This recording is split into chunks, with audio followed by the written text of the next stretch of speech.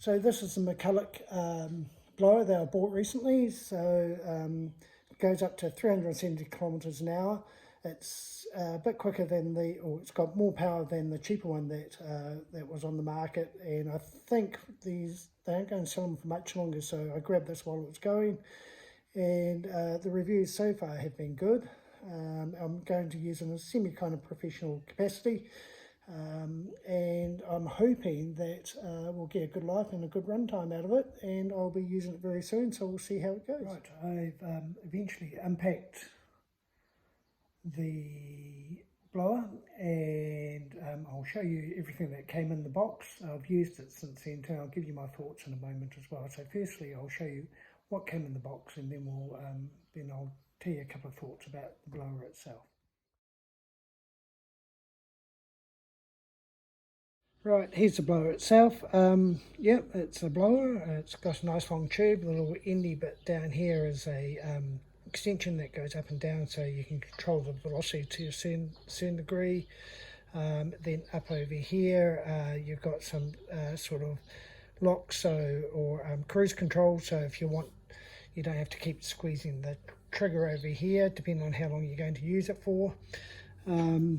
And yeah, that's the box in behind it. And in terms of what else was in the box, it's a couple of big tubes for the vacuum part, the bag down there, again tube for the vacuum part. I think there's a little harness thing, and some instructions, and a little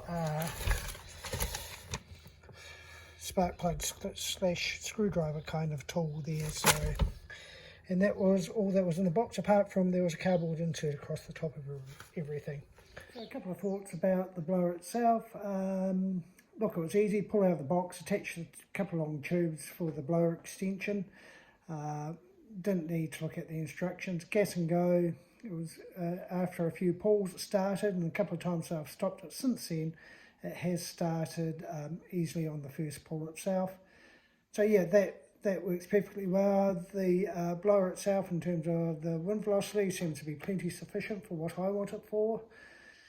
But the one thing I was using it, if I was using it holding it with my right hand, the air intake would actually start sucking my trousers up against the guard there. So just something to be aware of, that if you want to get, I suppose, the best performance out of the blower, it actually might be better to hold it in your left hand and just wander around with it. But other than that, it was light enough, it was easy to use, easy to start, easy to stop as well, so that there was no run on or anything like that. So I'm hoping for a good life from this blower, in terms of it's going to last for a while, and it's going to deal with everything that I think I want it to deal with.